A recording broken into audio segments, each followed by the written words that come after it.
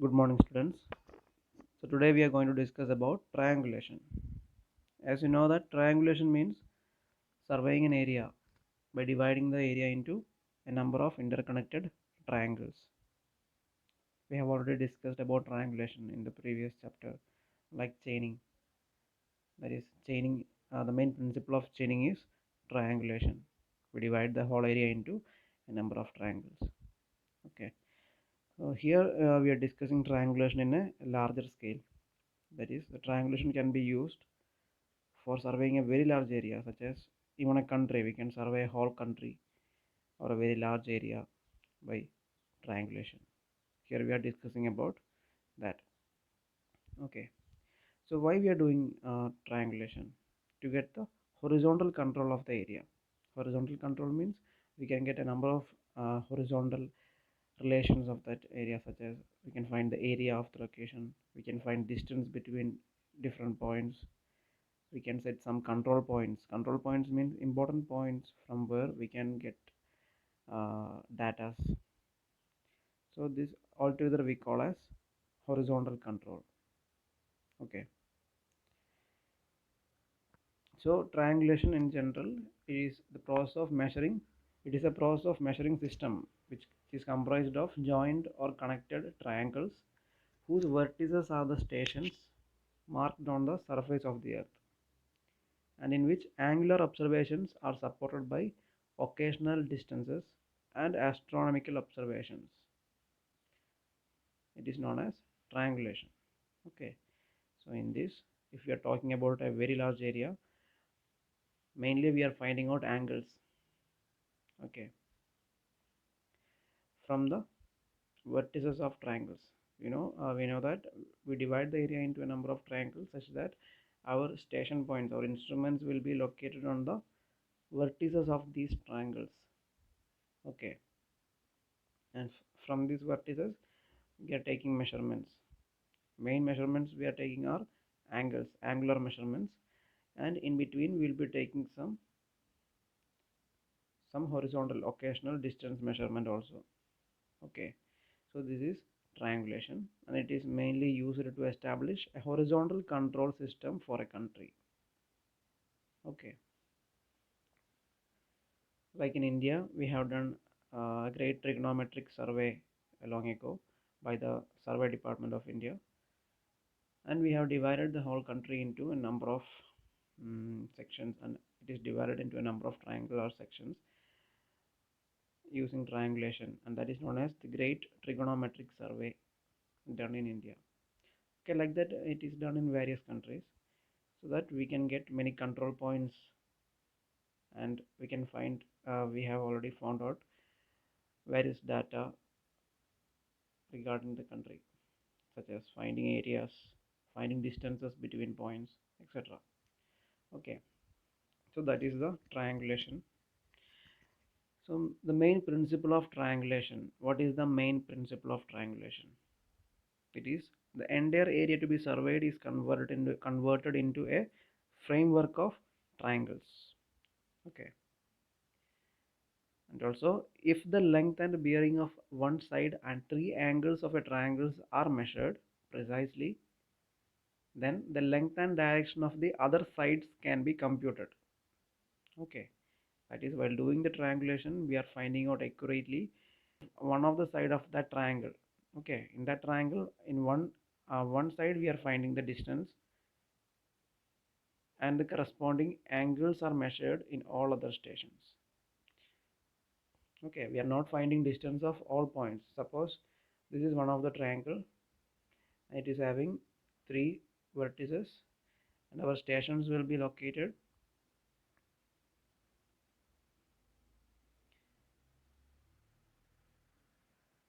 on the vertices. Okay, and here we are finding the horizontal distance of this only one of the line, and it is known as a baseline. Okay, if the length and bearing of one side and three angles of a triangle are measured, then precisely, then the length and direction of the other two sides can be computed. The other side can be computed. Okay, that is triangulation. and also other points. Precisely measured line is called a baseline. So the line which we measure horizontal distance precisely, it is known as a baseline. And the computed two lines, the other two lines whose distance we compute indirectly. Okay, that we are not directly measuring the other two sides of the triangle. We are computing it using the angles and the already found out distance. And those computed two lines are used as baselines for the next interconnected triangle.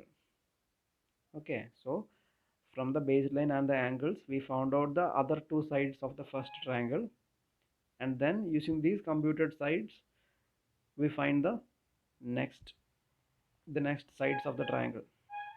Okay, so in the first triangle we found out all the sides, and using this computed side we find the sides of next triangle. Okay, that is how we do the triangulation. The vertices of the individual triangles are known as triangulation stations. The extending this process, a network of triangles can be computed over the entire area. And as a check, the length of one side of last triangle is also measured and compared with the computed one. Okay, while doing the triangulation, we combine a number of triangles, and in between, for checking the accuracy, what we do, we will measure the horizontal distance of one of the side and check it with the computed one. If it is correct means then our process of triangulation is okay. Okay, now the main objectives of triangulation. Why we are doing triangulation? What is the purpose? Okay, that is the first point. To establish accurate control of the plane and geodetic surveys of large areas by terrestrial methods. Okay, we have told already that it is done. The triangulation process is done to get a horizontal control of very large areas. Okay, very large area. So if it is a very large area means sometimes we have to, if the area to be surveyed is more than 250 kilometers square, then we have to consider the curvature of the earth also. That is geodetic surveying. So this triangulation process can be done for both plane surveying and geodetic surveying. Okay. And the next point is to establish accurate control for photogrammetric surveys of large areas. Okay, photogrammetric surveys like remote sensing and all, that we take photographs from the space or from high sky, and using that photograph we do surveys. And for that also we have to locate different points on the earth or different points within a country or a state, and for that surveys also we can use triangulation method for setting out the horizontal distance and areas. Okay, the next point is to assist in the determination of size and shape of the earth by making observations of latitude, longitude and gravity. Okay, to get the size and shape of the earth also we can use triangulation. The next is to determine the accurate locations of points for the engineering work, such as fixing centerline and abutments of long bridges over large rivers, and fixing centerline terminal points for long tunnels, and transferring the control points across wide sea channels, large water bodies, etc. Detection of crustal movements, finding the direction of movement of clouds, etc. These are the main applications in engineering works. Okay, so now we are going to discuss about the classification of triangulation. Okay, the triangulation can be classified into three. First one is first order triangulation or primary triangulation. Second one is second order triangulation or secondary triangulation. The third one is third order triangulation or tertiary triangulation. The first order triangulation means for determining the shape and size of the earth or to cover a large area like a country.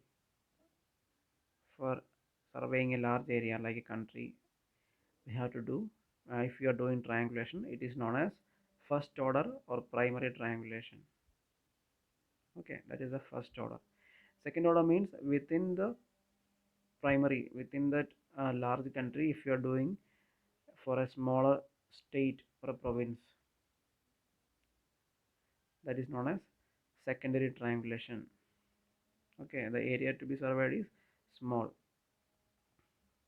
And third order is triangulation is within the second order triangulation, that is even lesser area to be surveyed. We are doing survey in a very less area for detailed engineering and location surveys, that is tertiary surveying, tertiary triangulation. Okay, there are important characteristics of these three. So so as we know that for a primary triangulation, we are considering a large area or a country itself. So the distances will be very high, very large distances. Whereas for a tertiary triangulation, the distance between the distance of the triangular lines will be smaller, covering small areas. Okay, so we can see in the first order triangulation, the length of baseline is 8 to 12 kilometers. That a baseline distance is from 8 to 12 kilometers for a first order triangulation. For a second order, it is 2 to 5 kilometers. And for the third order triangulation, tertiary triangulation, it is 100 to 500 meters. You can see the difference in the distance measured. Baseline, what is baseline? Baseline means the distance of distance that we are measuring in the first step, the precisely measured distance which is used for finding the other sides, that is known as baseline. Okay, and the next point, so many points are given, you can read that. Some of them are important. Length of baseline is important, length of side is important, average triangular error. Okay, that much is enough. Other points are for your understanding what is the difference between these three triangulation processes. Okay, you can see length of side for the triangles. The length of sides for a primary triangulation is 16 kilometer to 150 kilometer. That is the size of that triangles in the primary triangulation. And for the second order or secondary triangulation, the length of the sides are 10 to 25 kilometers. And whereas for the tertiary triangulation, the length of the sides are 2 to 10 kilometers. The triangular size will be small. Okay, so next one is triangulation figures. How we do the triangle, how we are doing this triangulation, and while doing the triangulation, what type of figures we do. Is it simple triangles or interconnected? How we are connecting the triangles, that is what we are discussing here. Okay, so while dividing, we can divide it in using the using the shapes. Triangulation figures are like this. Triangles can be used. Braced quadrilaterals can be used. Braced quadrilateral means the stations will be located on the ends of this quadrilateral, not in the center. In the center, station won't be there. Whereas another figure is a polygon with a central station. Here we can see that a station will be in the center also. Okay, those are the important figures. And from the figures, we will go to different layouts of triangles. How we connect these triangles. These are the basic. These are the basic triangulation figures. And now we will go to triangulation layouts. How we connect them. The first one is a single chain of triangles. Single chain of triangles are used for a narrow strip of terrain. If we have to survey a narrow strip or the width of the area is small, then we can use a single chain of triangles. Whereas if we have to survey an area of larger width, then we can use double chain of triangles. Okay, and another type of uh, arrangement is braced quadrilateral. As we have seen in that simple figure, we have seen a braced quadrilateral. So if we connect a number of braced quadrilateral, it will also give a layout like this. We can have different layouts. Even combined layouts are also possible. As you can see here, these are the important layouts: single chain of triangles, double chain of triangles, braced quadrilaterals, centered triangles and polygons, and also a combination of the above systems. We can also draw in as a combination of these layouts also we can draw. Okay,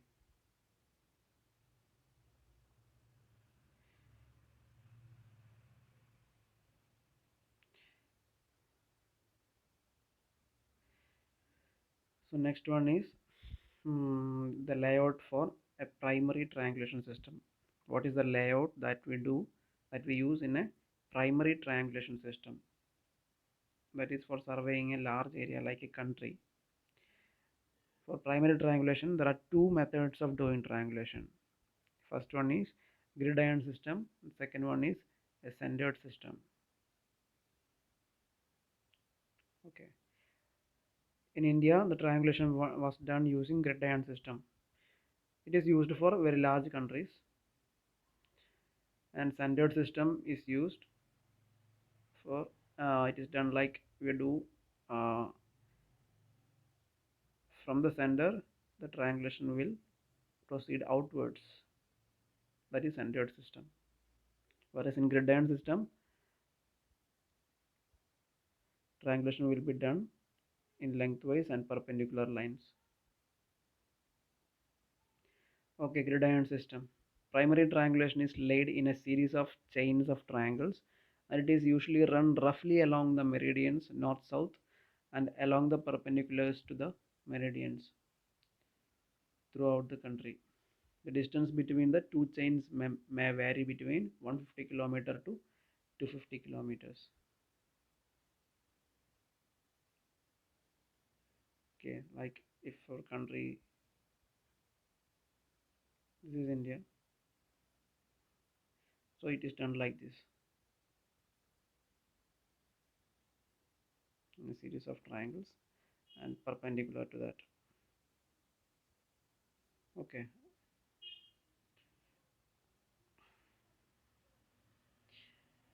and the area between the parallel and perpendicular series of primary triangulation are covered by the secondary and tertiary triangulation system. The main primary triangulation is done like this in gridiron system, and the area in between the gaps, area in between the primary triangulation, it is done using secondary and tertiary triangulation systems. This is adopted in India, Austria, Spain, and France. Next is centered system. Here, the whole area of the survey is covered by a network of primary triangulation extending outwards in all directions from the initial baseline. First, the triangulation will start from a baseline. From that, we will do the first triangle, and then we extend outwards into a larger area, covering a larger area. This is known as centered system. The baseline is generally laid at the center of the country, and it is used for survey of an area of moderate extent. Centered system is used for a smaller country. Usually it is adopted in United Kingdom. So you can see the figure. This is done in Chennai, Tamil Nadu, and this is in South India. You can see Mangalore here and Madras here. Okay, you can see that whole area. India as a whole is divided into a large number of triangles. This was the triangulation survey.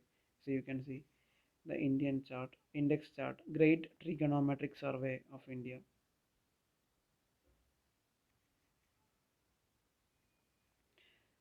Okay, these are different triangulation figures. So now one important term, the triangles what we make. it should be preferably a well conditioned triangle. The triangles that we make in a triangulation survey should be a well conditioned triangle. So what is a well conditioned triangle? Okay, we can discuss here. That is, any error in angular measurements has a minimum effect upon the computed length. That is, if there is an error in angle, we are measuring angles. Okay, so if we are measuring an incorrect angle, so it will have an effect on the computed length also. And to ensure that the two sides of triangles are equally affected, this length of the other two sides should be preferably equal in length. Okay, suppose if there is an error in angular measurements, there will be error in the length also. So if the error is to be almost same, then the other two sides should be of preferably of same length. So the error will be equally affected for both the lines. That is that concept. And this condition suggests that all the triangles must therefore be isosceles. For getting this condition, we can preferably use an isosceles triangle. And the best shape of an isosceles triangle is that triangle whose base angles are 56 degrees and 14 minutes each. So that is known as a well conditioned triangles.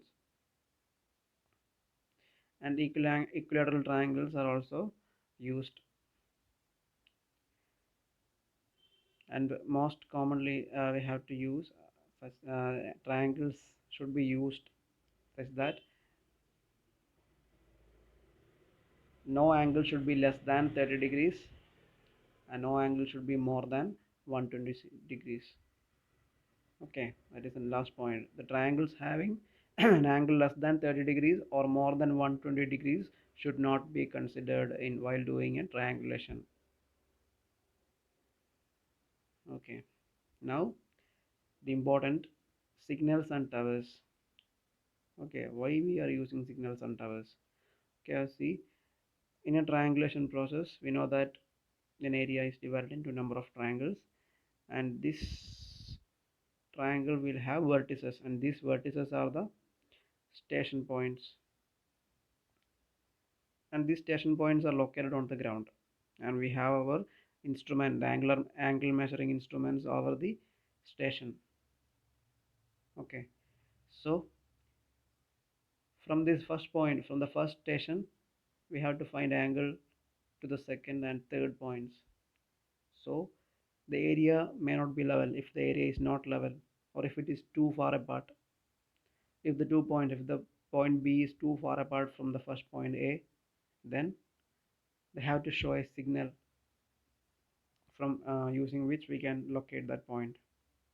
Okay, and tower means if the area is undulating, or if it is a if the second point, if the other 2 points are in a higher elevation, or if it is above a mountain, or if it is in a deep ground, so in that case we will have to use tower, and over that tower we will set the signal,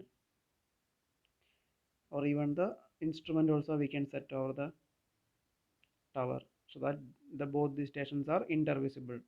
Okay, these two, all these points should be intervisible, only then we can find the angles or measure distances. Okay, that is why that is why we use signals and towers. So what is signal? Signal is a device erected to define the exact position of a triangulation station so that it can be observed from other stations. Okay, and tower is a structure over a station to support the instrument and the observer, and is provided when the station or the signal or both are elevated, or both are to be elevated. Okay, if we have to increase the height of our station, or if we have to increase the height of our signal, then we have to use a tower. Okay, so signals are two types, normally used signals are two types. First one is non-luminous signals, second one is luminous signals. Non-luminous signals means which does not have light, which does not show light, is known as non-luminous, whereas luminous signals are signals which are showing lights. Okay, So non-luminous signals are opaque signals, which are we can directly see with we can directly see like some poles or stuff. Example is pole signal, target signal, pole and brush signal, beacons. These are the non-luminous signals. We can see the figure. As you can see, pole signal is this. Over a tripod, a pole is a vertical pole is given, and in this pole there will be bands, black and white bands. And similarly, another type is a target signal, and another type is a pole and brush signal, and then a beacon. Okay, these are the non-luminous signals, and luminous signals are this one. Luminous signals example is sun signal and night signals are examples of luminous signals.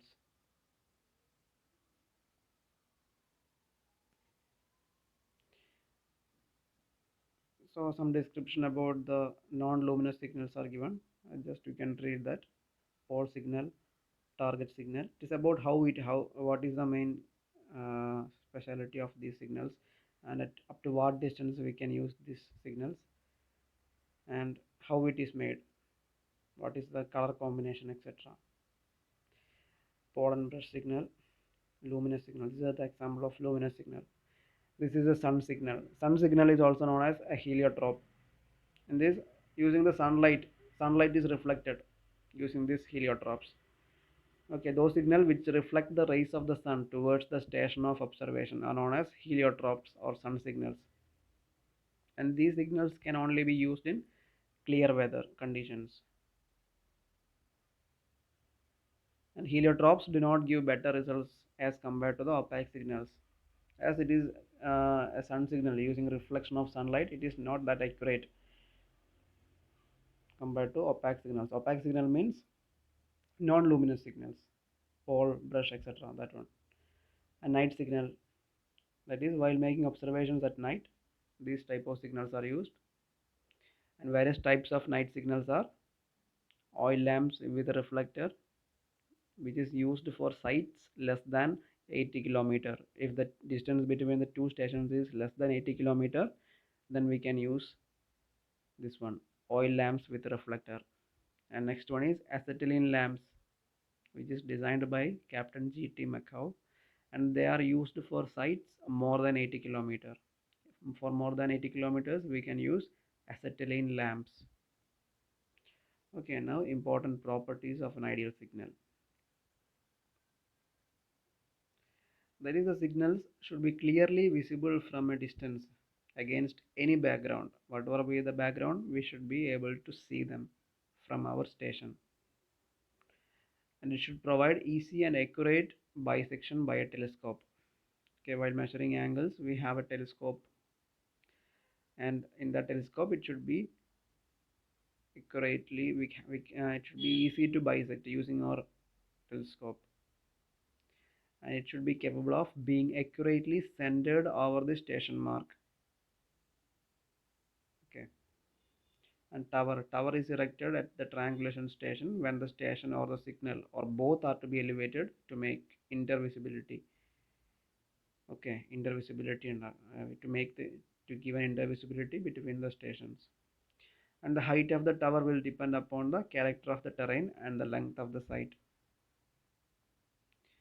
Now this is also important, the criteria for selection of triangulation stations. How to select the different stations for the triangulation process. The first is the station points should be intervisible, and for this purpose the station points should be on the highest ground such as hilltops, housetops, etc. Next point is it should be easily accessible with the instruments. We should be able to carry our instrument and go there. If you are not possible to go to that location, means we cannot select that location as a station. Okay, and also the point should form well defined, well conditioned triangles. It should satisfy the angle requirements, and it should be located that the length of sides are neither too small nor too long. Okay, next at commanding positions, so as to serve as control for subsidiary triangulations and for possible extension of the main triangulation scheme. That is, the point should be selected such that we should be we can so that we can able to extend our triangulation process from those points. Okay, also useful for providing intersected points and also for detailed survey. Okay, some other points are also given, you can read that. Okay, these are just for easy for reading, so we can stop this class today here, and we'll continue in the next session.